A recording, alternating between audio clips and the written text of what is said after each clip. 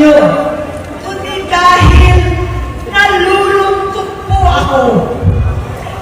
Ipagpaumanhin ninyo sa gitna ng pagsasalita ko, ako'y hihinto, hihinga dahil sa bigat ng aking kalooban. Pero hindi yan ang dapat kong ihingi ng paumanhin. Hindi yan ang kasalanan ko sa bayan na dapat ihingi ko ng tawad. Narito po ako dahil sa tawag ng Iglesia ni Cristo para sa transparency, accountability, at hustisya. At dahil sa tawag ng sarili kong konsensya, bilang senador, bilang kapatid, bilang Pilipino. Bata pa naman kami ni Bongbong. Alam na ng buong pamilya ang problema sa kanya.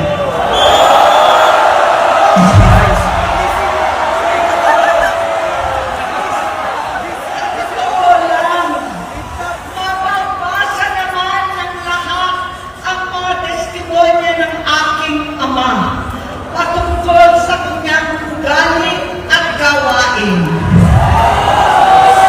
Noon, dahil may tatay pa kami, hindi ko pa siya responsibilidad. Noong tumatanda, ay mas naging nakakabahala. Batid ko na nagdadrag siya.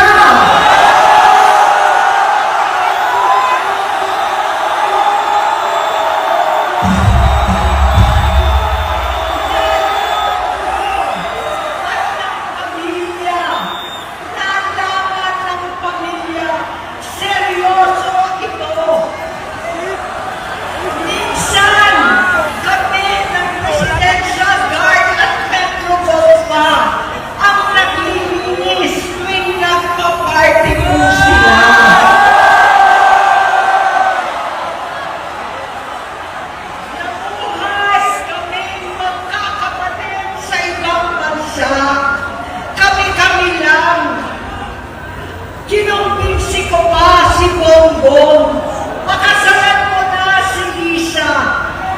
Naisip ko noon, kapag nag-asawa siya, malalagay na sa tahimik at magkakaroon ng direksyon.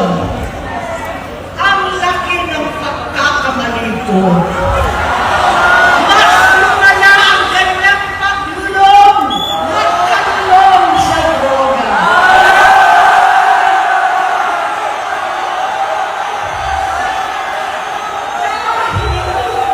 Parehas pa na silang mag-asawa.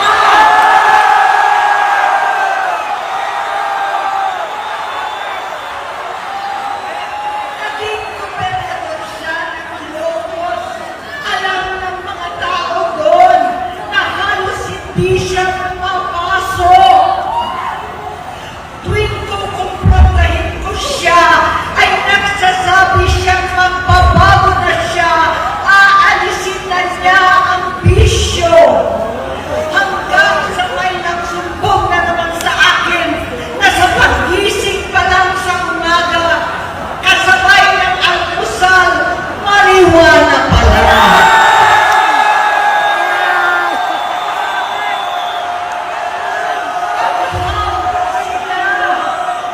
Lahat sila nagiinuman at gumagamit ng cocaine. Kasama ng asawa at barkada. Tulad ng ama ko, kinastigo ko ang mga barkada niya.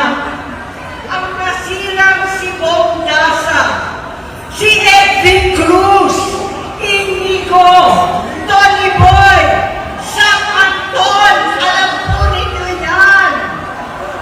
Paano nagre-resign na sa takot ang mga pulis nila at staff dahil sa lumalalang bisyo. Inayos ko si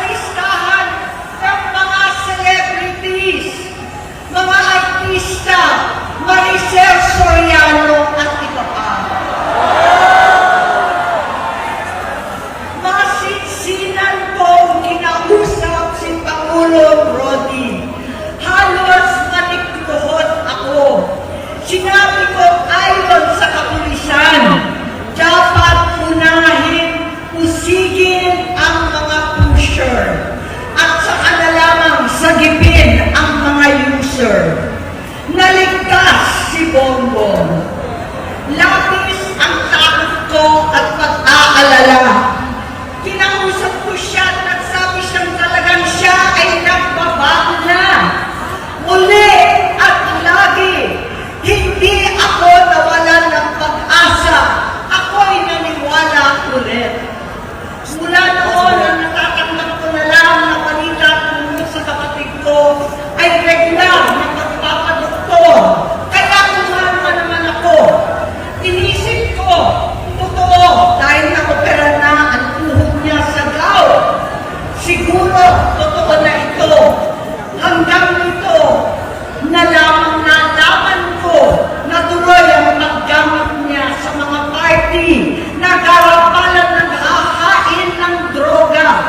Pinagmamalaki pa ng mag-asawang kayang-kaya nila ang microdosing ng cocaine. Hati-hatiin daw para 4 na beses sa isang araw. Hindi mabibisto. Ang pagpapadoktor, pinalabas nila ang pag-stem cell. Nagpapalit daw ng dugo, nagpapa-blood transfusion. Kayang-kaya raw, hindi ko maintindihan ang pinagsasabi. Noong 2021, kahit papano, nagkikita kami at nagkakausap.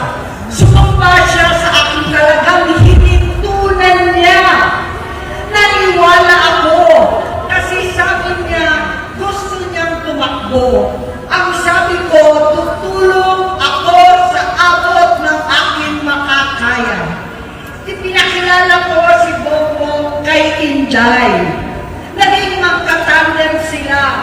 Pagkatapos noon ay biglang hindi na niya ako ulit kilala. Kahit si Inday, nagtataka, bigla ko na itsakwera.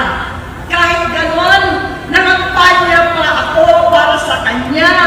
Kahit si Inday na lang ang aking nakakausap. Hindi ko alam bakit ako nakabang sa headquarters nila sa Mandaluyong. Hindi ko alam bakit walang nagre-report sa akin tungkol sa kumpanya. Sa totoo lang, masakit mang aminin, nung dinidisqualify na siya, halos papaboran ko na sana dahil may nagsumbong sa akin mula sa kanyang campaign team na gumagamit na naman siya.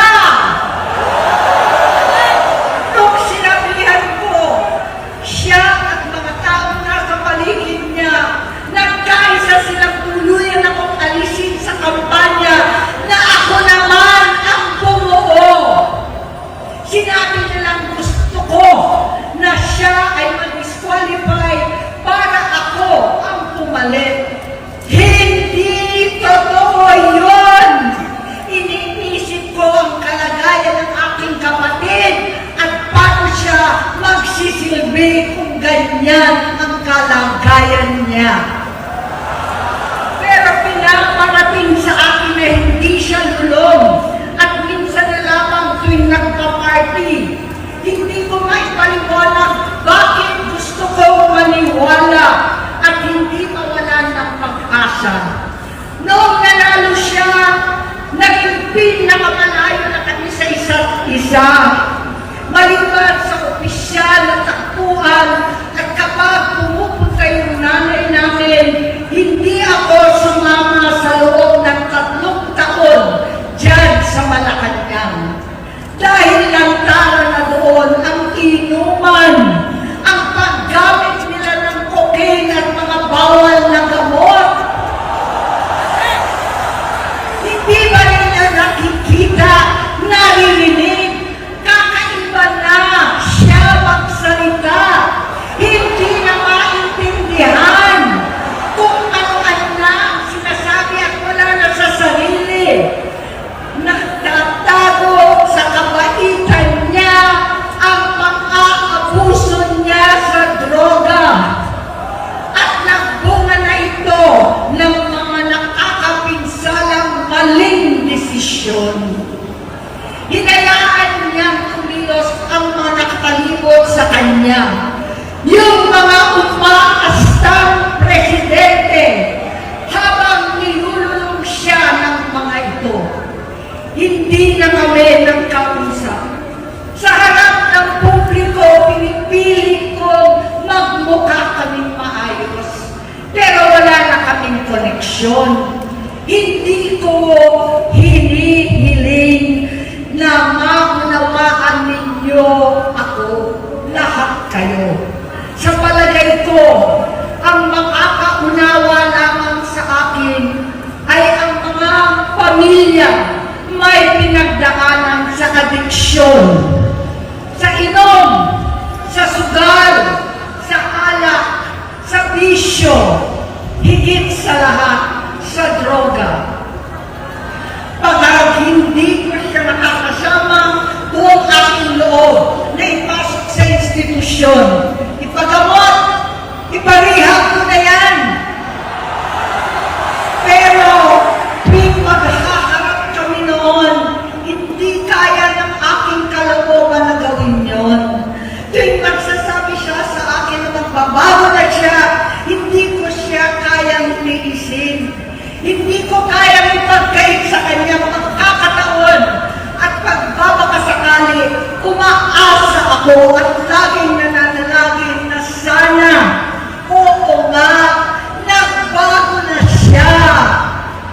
Hanggang dumating ang 2024 at 2025, yung bisyo niya na ang dahilan ng pagbaha ng korupsyon, kawalang direksyon, at maling-maling mga desisyon. Walang accountability, wala nang hustisya. Hindi na niya alam ang nangyayari. Hindi na pinapaalam sa kanya ang mga pangyayari. Sinamantala ng mga ito ang paggamit niya ng droga. Kinangkam na nila ang kaban ng bayan habang ang mga dating tumatawag sa amin ng magnanakaw ay nakakita ng pagkakataon sirain ang lahat. Nagagamit na nila si Bongbong para sirain si Inday. Itinutulak pa nila si Bongbong at ang bayan sa bangin para umastang tagapagligtas. Mula sa pagtraidor at pagpapahamak kay BP Inday, sa confidential funds na kung tutuusin ang galing naman sa opisina ng Pangulo, hanggang sa pagpadukot sa dating Pangulong Duterte para itago na lamang sa ibang bansa. Ang kabaitan ni Bongbong ay naging kalupitan. Karapalan niya ang pagtatakip sa kanya ng mga nasa Congress, sa Senado, mga miyembro ng kabinete. Kitang-kita na ng taong bayan, wala nang puwang ang kahihiyan. Para bang nauulit ang bangungot ng kasaysayang dinanas namin noon. 68 years old po ang nanay ko nung pinatalsik sa pwesto. 68 years old na rin si Bongbong ngayon. November 17 din, noong 2021, nung nakumbinsi ko si Inday na magbise kay Bongbong. November 18 po, bukas, ang ikatlong araw natin. Siyam na taon na nakakaraan, saktong November 18 pa talaga, na pinag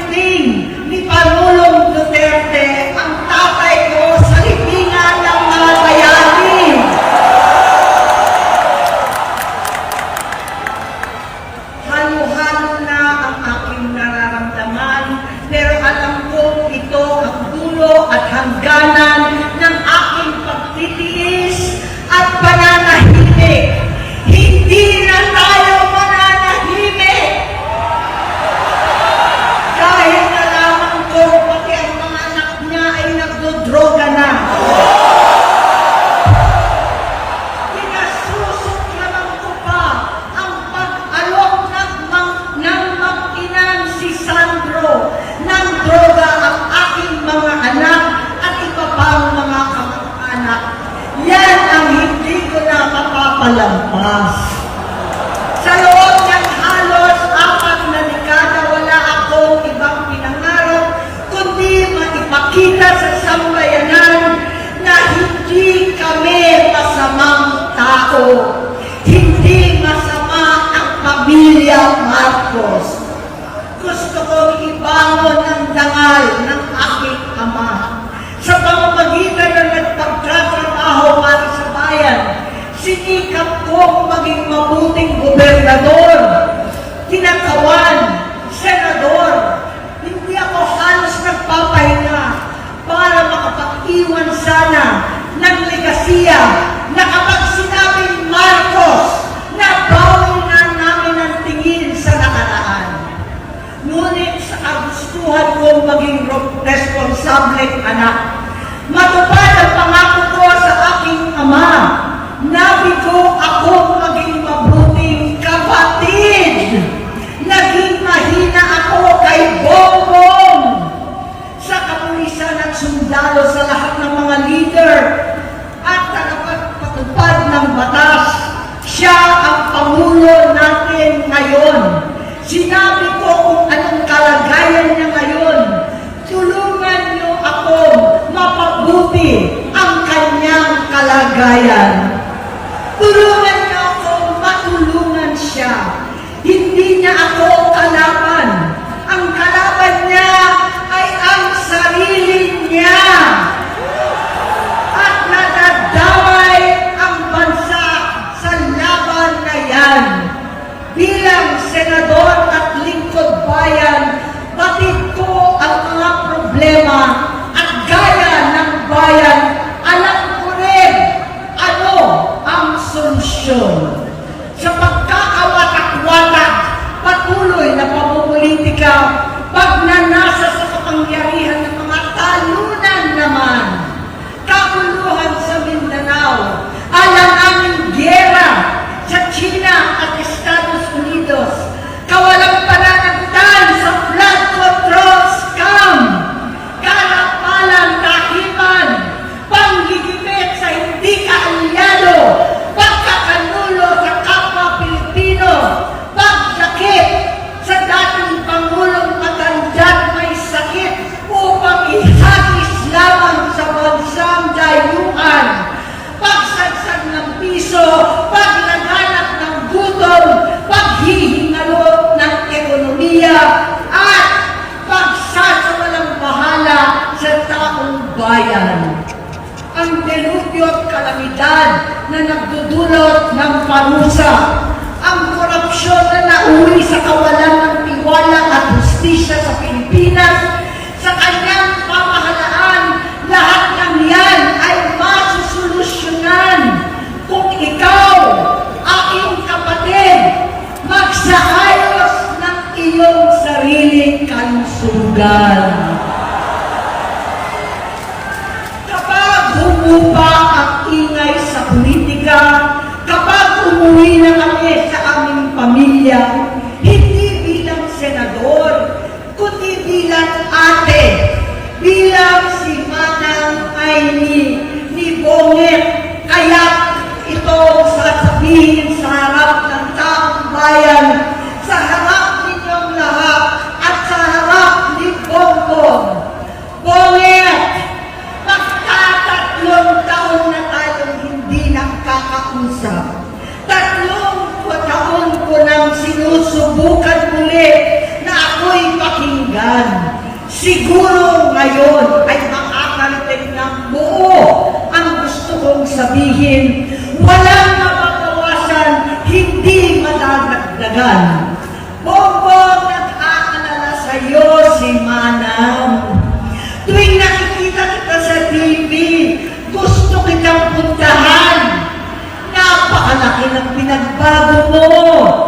Itsura, pagsasalita, takbo ng pag-isip.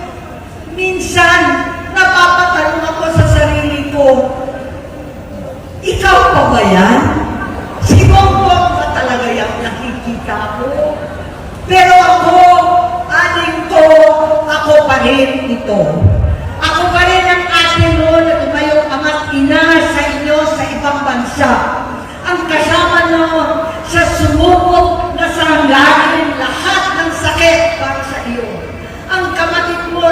hindi mo kailangan hingan ng tawad dahil agad ka nang iniintindi at tatanggapin dahil mahal kita. Nasa Bagong Tipan, kay Lucas, Kapitulo 17, versikulo 3 hanggang 4. Kung magkasala ang iyong kapatid, sawahin mo siya. At kung siya'y magsisi, patawarin mo siya.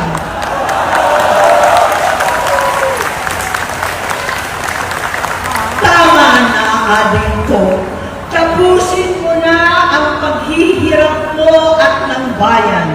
Gaya nung umalis tayo sa palasyo, kaya mo pa rin hawakan ang iyong kamay, huwag kang matakot.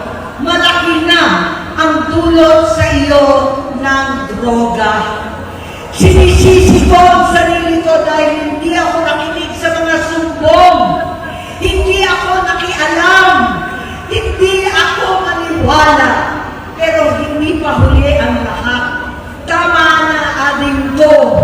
Magpahinga na tayo. Umuwi na tayo. Magpagamot, magpagaling at nangangako ko. Hindi ako malilinang, hindi ako magkukulang. Lahat ng kasama mo ngayon, hindi natin kasama sa pinakamadilim na bahagi ng buhay natin. Kasama mo sila ngayon dahil nasa taas ka pa. Ako at ang ating mga tunay na kapatid dito sa Luneta ang kasama mo kahit magdilim ulit ang lahat. Talikuran mo ang iniisip at itinupulong lang ang misyon. Unahin na natin ang kalusugan mo dahil sa adiksyon na bigyan mo ng malubhang karamdaman ang buong bansang Pilipino. Matatanda na tayo, sakitan na si Mami, alagaan na lang natin ang isa't isa. Kaliwat kanan man ang panghuhusga sa akin, malinaw sa aking puso na dapat mauna ang Diyos, ang bayan, pamilya at sarili. Hanggang sa mga oras na ito, Bonget, gusto ko malaman mo na hindi na sinusukuan. Hindi ko kakayanin kung mapapahamak ka. Kaya hinihingi ko na tayo'y umuwi na, mamahinga alam sa iyong kalusugan. Kaya ko mabigo at mawala sa iyo ang posisyon, pero hindi ko kayang mawala ka sa amin. Ayusin mo ang sarili mo. Magpagamot, alisin ang droga sa iyong sistema. Wala akong ibang gusto kundi gumaling ka, malagpasan natin ito muli. Dahil wala akong ibang hinahangad bilang ate, kundi maging masaya ka, maging ligtas sa panganib, malusog, matagumpay sa buhay. Itama ang mali, labanan ang adiksyon, at ako hindi kailanman aalis sa iyong tabi. Susuporta at hindi titigil, manalangin kasama ninyo dito sa Luneta at sa buong mundo. Dahil iyon naman ang tungkulin at ibig sabihin ng salitang kapatid, kapatid, mabuhay kayong kapatid. Maraming salamat po.